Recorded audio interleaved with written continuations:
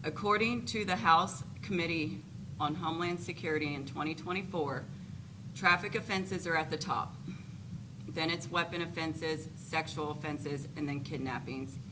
And these are just reported numbers. Imagine the non-reported numbers, because they're not documented and they're illegally here. Over the years, our governor has worked so hard to protect our citizens from the Biden administration, to secure the border and our state. Now is not the time to stop. There are 20 counties, including mine, that do not enforce immigration laws and remain to keep the revolving door open. Women in our state deserve to feel safe. We deserve to have our children feel safe. Traffic crashes are the highest on the list of these crimes or traffic violations. And many children, moms and dads, are losing their kids to these offenses. I am in support of DeSantis for calling this special session and staying strong, because sheriffs need to get on board to protect our citizens. We did not vote to have someone make a decision to allow this. I never saw on a ballot that I voted that I want illegal aliens here, okay? My husband served this country for his lifetime. He was a 20-year veteran and recently retired. He retired a year prior, and I had a 6-month-old and 2-year-old at the time. And that's how I ended up starting the Voices Foundation, because there are no resources for these victims to be able to rebuild their lives and somewhat go back to normalcy. I do not understand why I'm sitting here today asking state leadership to comply and uphold the law and pass bills to protect our families and children as a voting citizen. They're not the ones coming home to their spouse or their child's ashes. We are. And there's many stories like mine. This crime was 100% preventable, and it's time for everybody to get on board, and it's time for the people to start speaking that you want to support the governor in these bills to enforce laws for illegal immigration crimes. Thank you. All right, so we've got to meet the moment when, you know, you pound your chest during the campaigns and you tell the voters that you're gonna, you know, get after Biden's open border, you're gonna stand for them, you're gonna fight illegal immigration, and then you get elected and you have a historic opportunity for our state to lead and to actually make a huge difference in helping the president fulfill his mandate to have the largest deportation operation in American history. You got to seize the mantle. You got to seize that moment. Don't squander it. Don't play political games. Don't try to, you know, craft this weak bill and think if you put Trump's name on it, that's going to pull the wool over people's eyes. People are much, much too smart for that. They know how these politicians operate.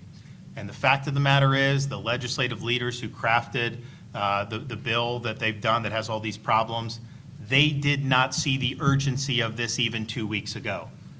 I made the call for special session. They said it was premature to do immigration. They said that it could wait.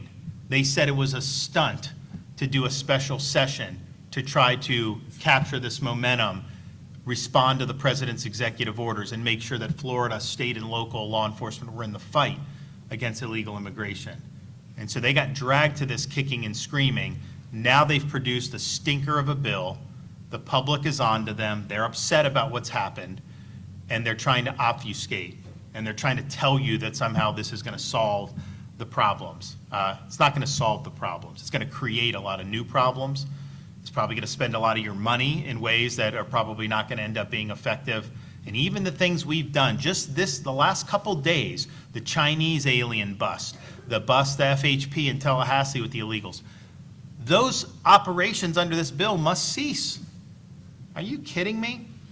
So I want folks to live up to what they told voters they would do.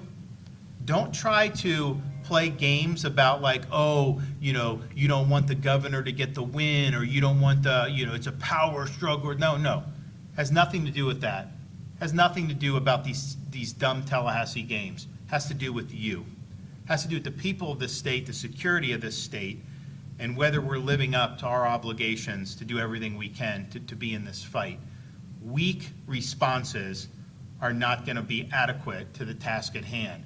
And Florida has a unique obligation, because if we are weak on this, that gives license to every other state to just fall on their face and not even try to do anything. If we're strong and we have proposals similar to mine, heck, do better proposals. I'm totally fine if you're stronger, but I'm not going to accept weak proposals that aren't going to make a difference. So if we are strong, man, we're setting the standard nationally. That's going to have a huge positive impact on the success of these operations. So I was right to call them in. They were wrong to oppose it. I was right to say this was urgent. They were wrong to say it could wait. I was right to treat this as the important issue that it is. They were wrong to say it was a stunt. Our proposals were correct because it will increase enforcement in Florida, lead to more deportations, and increase the safety and quality of life of our citizens. Their proposals are weak because they're stripping us of power that we're exercising now.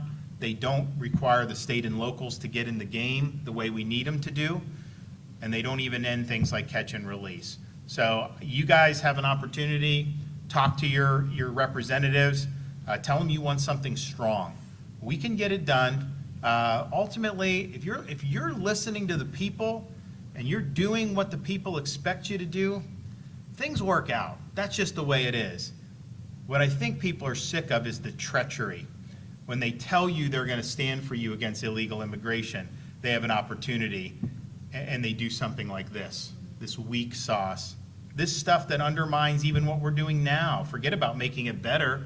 It's undercutting our efforts here, and it's motivated by, I think, a disinterest in actually solving the problem. So let's do it. We can do it, and we are going to make sure we get this right. Okay, we have any questions back there? Yes, ma'am. Governor, hi.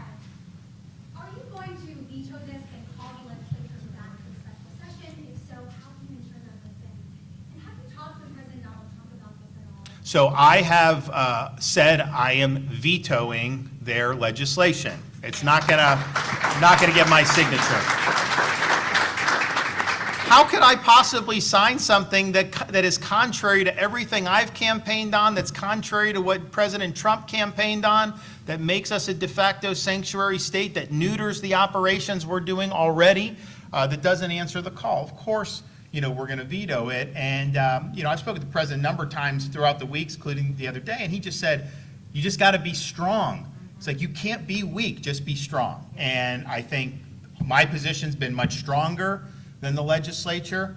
I think the fact that they did a weak bill and put his name on it, I think was an insult to him, because he's been strong on these issues. Has Donald Trump ever said, we want the ag commissioner in charge? No, of course not. He would never say that. So we got to be strong, and I want to have a strong set of policies that are going to make us the leader in the United States. Their policies don't get the job done, and it does weaken what we're currently doing in these really important aspects, and it's just a total deal breaker. So will you call another special session? We're going to get this done. I'm not just going to sit around and just wait, but I also want to, because I can call, like I could say, you're coming back to, I could have, you think, but I also think that sometimes when these guys are in Tallahassee, they're in some bubble, right? The leadership is telling them, oh, this is great, it's great, it's great. And they're kind of like, okay, I want the members to go back to their communities, and I want you guys to talk to your representatives and tell them what you think. And honestly, if you tell them this is such a great bill and, we don't want the power to, we want the ag commissioner to run things and, we don't want to end catch and release and we don't want to impose a duty on locals and state to assist, if that's what you believe, then tell them job well done. I don't think there's very many people, though, who believe that. And so you have an opportunity to let them know kind of what you think and what you want to see. And what I found is when the people are animated on an issue, and they let their representatives know this is something that matters to them, these representatives will listen. They will. And the reason is they'll listen is because there's only so many issues that really are top-tier issues, right? And with Republicans especially, this issue is number one. Number one. I think I saw it was 2-1 over the economy even amongst Republican voters in Florida. I don't think we've ever seen that before. Now, part of it, I think, is because, they have confidence with Florida and now with Trump in on the economy, that the economy will get better on some of these things. We've obviously had strong growth, but we've had Bidenflation and all the other issues. So this is the top issue. So it's not like just some random vote on some random obscure thing. This is a vote that will reverberate in these representatives' entire careers, that they're doing things. And I look back over the last 6 years for Republicans. This is the worst vote I've ever seen Republicans take. This is the worst one. This one will sting. This one will, as people know more about what was in this thing, this is going to sting. This is going to be tough. And I think the leadership walked a lot of these members off the plank on this.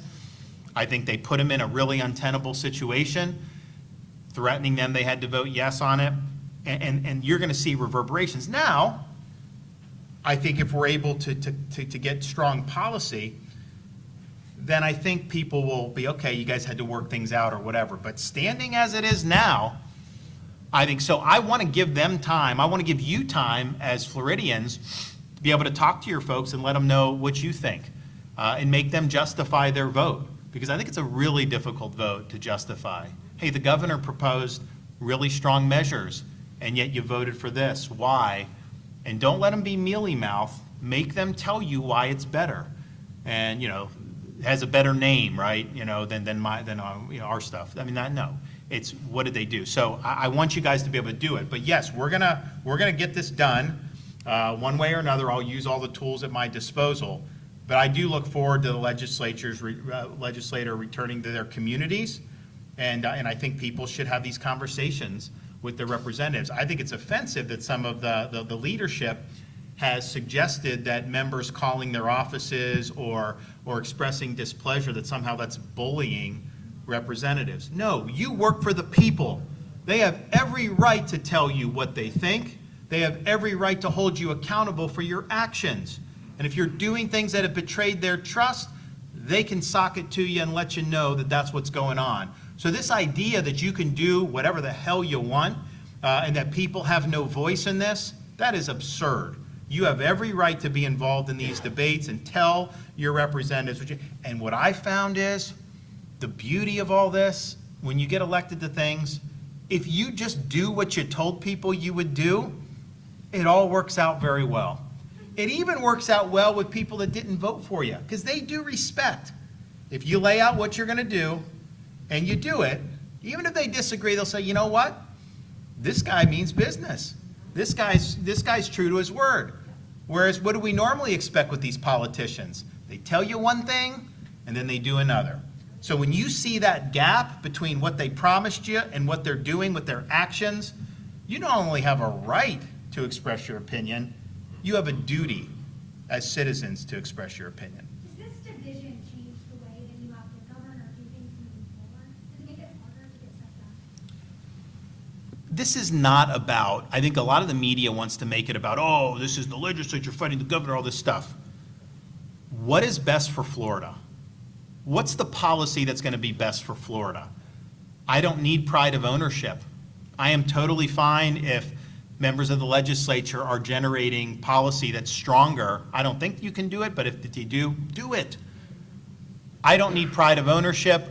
everything I promised voters I've done, that I would do, I've done, and then some. Nobody has over-delivered on promises more than me. We've done it, right? And I'm happy to have done it, but the reality is what I promised you guys I would do, I've accomplished. So I don't need any pride of ownership. I don't need any credit for this. I just want to see the job get done. So I think what you have to do is, why are you here? Are you here to do tit for tat? Are you here to engage in personalities? Are you here to make it about Tallahassee power? If you are, you're not doing the work that the people sent you there. So keep your eye on the prize. What do people want to see? Everybody knows, certainly Republicans, Florida voters want to see strong action to curb and stop illegal immigration. And the only way you're going to do it is if you have proposals that are strong, like mine. So let's focus on what the people's business is. Do not make it, and for me, none of the stuff's, this is business. This is not personal with me. Like, you could be the best person in the world, but if you're opposite what I think is good for Florida, I'm going to tussle on that. You could be the worst person in the world, but if you have an idea that's good for Florida, you know what? I'm not going to sit there and say, oh, I don't like you. I'm not going to. No, I'm going to embrace it because that's my job. My job's to look out for you, not to worry about me. So that's how I've approached it since I've been governor. Part of the reason we've been more successful in terms of what we've been able to accomplish. But it is what it is, and the way these are doing. But just understand, the voters are not divided on this. When they know what the bills say, this is overwhelming. This is not a division, especially Republicans. Republicans are overwhelmingly in favor of doing what I've proposed, and they're overwhelmingly negative about what the legislature has actually done. That's just a fact. So to the extent there's division, it's because you have elected officials that are not following through with what they promise voters and are, quite frankly, making it more difficult for President Trump to fulfill the mandate he has to enforce immigration laws, secure the border, and conduct this major deportation effort. Yes? I have a few questions, so bear with me while I elaborate. You mentioned trying to remove sheriffs from following the rules, what details can you confirm about the investigation down here, Carmine Martino, and have you spoken with him? I haven't spoken with them, so I've seen the reports. How these things happen is I have a responsibility as governor to discipline county-wide elected officials, and there's certain triggers that trigger my authority to suspend from office. Neglect of duty, misfeasance, malfeasance, drunkenness, there's incompetence, there's a handful of things. But that is, facts need to be presented to me. It's not done through the media. Where they're doing that, and then I act or not act as appropriate. So I don't do this stuff through the media. Things in the media, quite frankly, sometimes aren't true, and so you got to do that, and you got to have the facts laid out. And so if those facts ever rise to that for any elected official, then obviously I've shown I've been willing to take action. I mean, my first week as governor, we suspended the sheriff down in Broward who bungled the Parkland shooting. He should have been removed before I became governor. That was like almost a year in, but you know what? It needed to be done. He neglected his duty, and so we acted.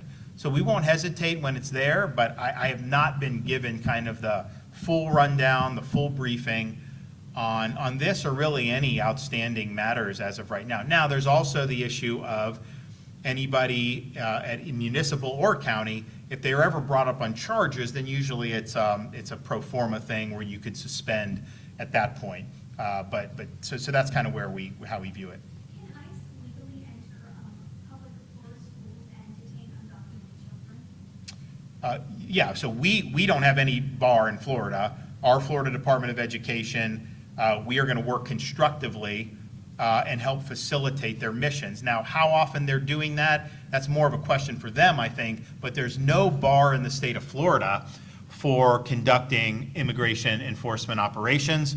We want to be supportive. The thing is like I'll hear some of these people in the media act like, you arrested 900 people yesterday, and only 600 of them were criminals. But anyone that comes illegal has committed a criminal offense. That's just the reality. And if you're saying that you can come illegally And as long as you don't commit a felony that somehow you have a right to just stay, well, then our schools are going to continue to be too crowded, healthcare costs, all these things will never be solved. So I don't think you need to have committed a criminal offense if you're here illegally to be subject to removal and deportation. Now, I think it's totally appropriate if ICE, if they have all these people, if they have known people that are really bad that Biden just let roam free, you want to focus on them to start, understand that. But just in the broad sweep of things, the legislature's bill, what underlines it is they have a belief that if you've come here illegally but not committed a felony offense, then you just shouldn't have immigration enforcement against you. I want to get them before there's any more victims. I want to get them to just uphold the rule of law. So our view, the reason why I want to be aggressive is because we'll be much broader than just waiting until somebody's convicted of a felony. Well, yeah, obviously at that point, that's a no-brainer, but there's so many things up to that. But we are not going to have any prohibition on the federal government doing its constitutional duty. Quite frankly, states can be sanctuary to a certain extent, but if they do have lawful basis to do things, it isn't like we would even be able to stop anyways, but we will affirmatively assist these operations across the state. It'll be probably more dependent on them to see like how they want to go in or what they want to do for different things. But you know what Biden did, they said you can't do sensitive, and they drew big circles around like any church, any school. The problem is like, once you've done that, there's almost no place that you could do. You could conduct a raid in the woods somewhere, right? Because of the way they did it.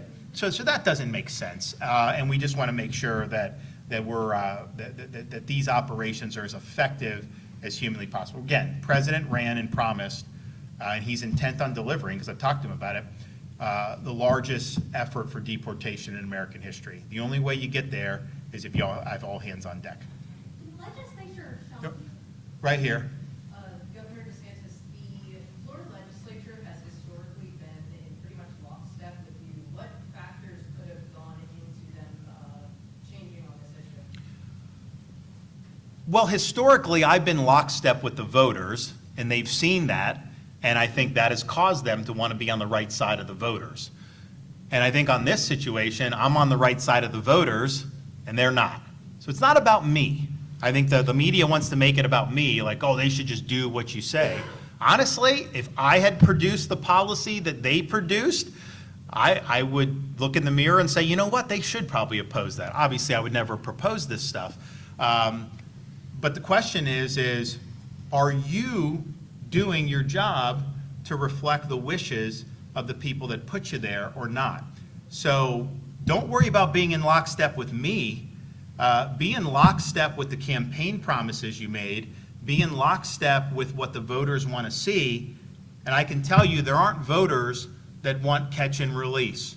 There aren't voters that want the ag commissioner to take this over and to neuter our state agencies and the governor.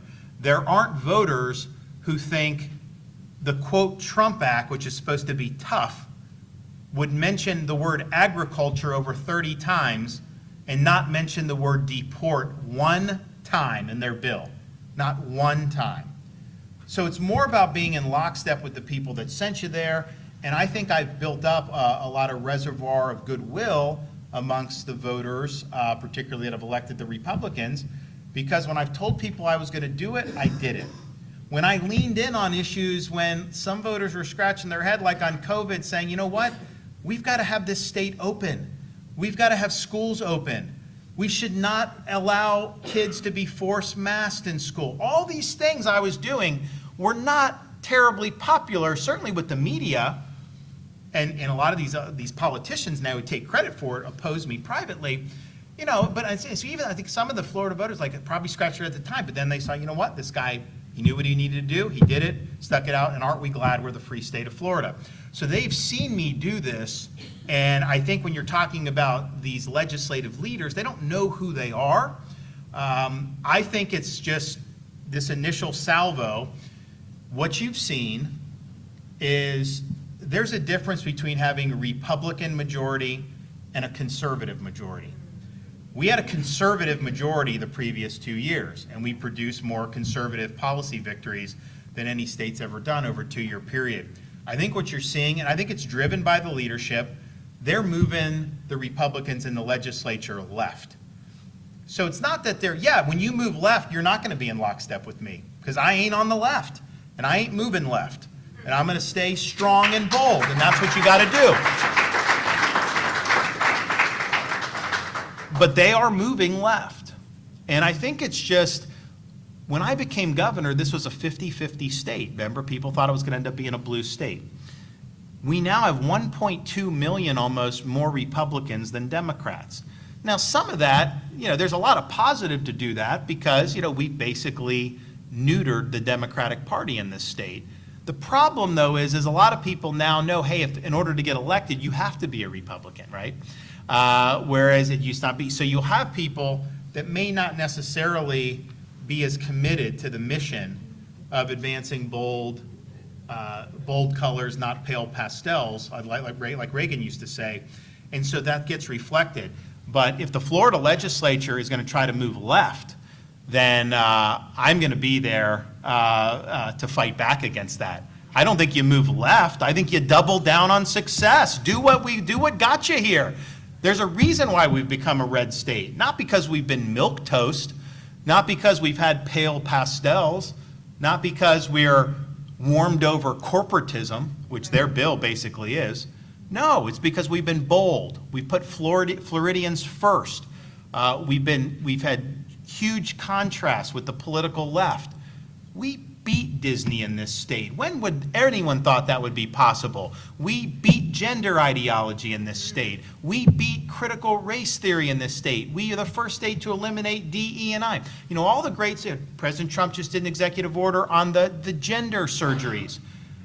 Great, Florida banned that 2 years ago, right? So we've led on all these issues and voters respond positively to that. So if the legislature is going to try to go left, if they're going to try to water down our stance against illegal immigration and try to be more corporatist and weak, that's not going to work. But it's not about like me. I'm where I've always been. I'm where the voters who elected us are, and I think they're deviating from this. And that is not the direction that's ultimately going to be successful for the state. So no left turns. You got to be strong, especially on the issue of illegal immigration. And if you're strong on these issues, if you're reflecting the voters and you're in lockstep with them, man, you're going to see some really good stuff. But if you think you could go to Tallahassee and kind of behave different than what you told people you would do back home, you're just going to run into problems. It's not even about me. It's about the voters that elected you. So the reason why we've had so much success is because we created great momentum.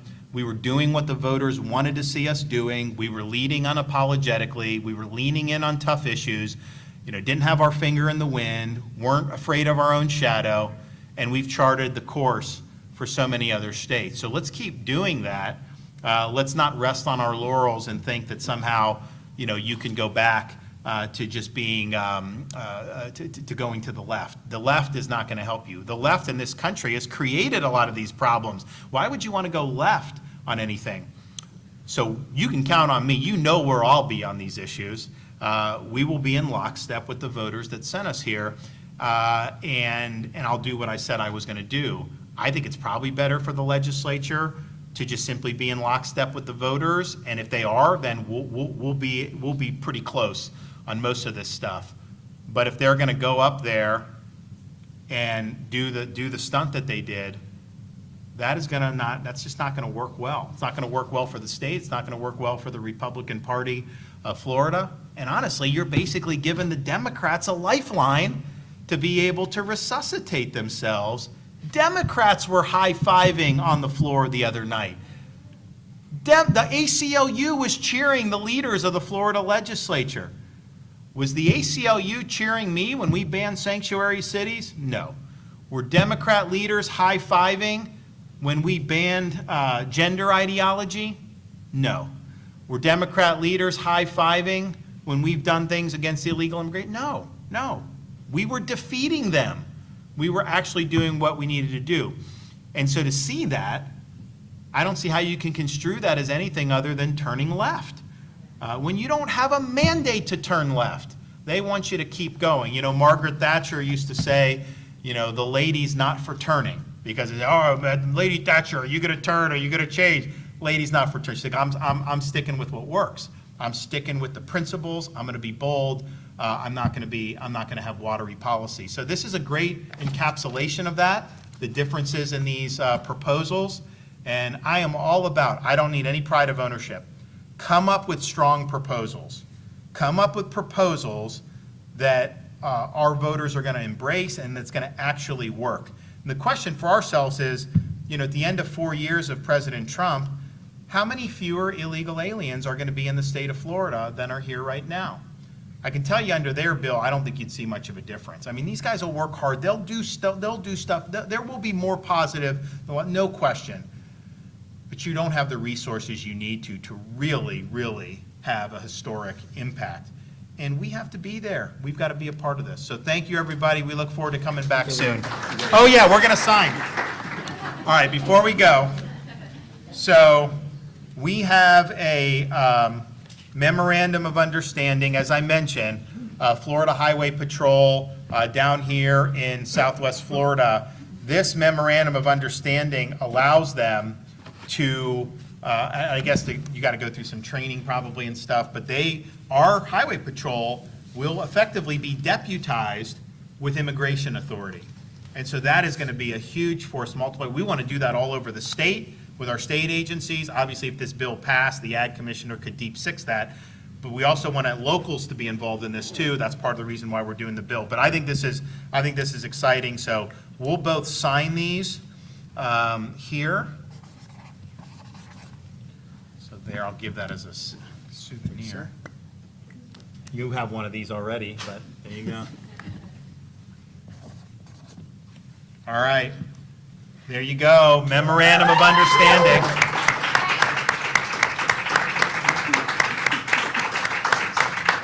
The state of Florida is in this fight. The state of Florida is going to lead. We're going to be strong, and we are going to use everything at our disposal to ensure that this administration's mandate to get this job done on immigration is successful. Thanks, everybody. God bless.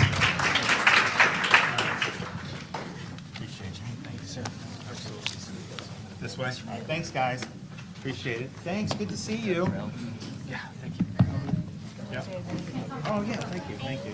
Mayor, for Oh, good. How you guys?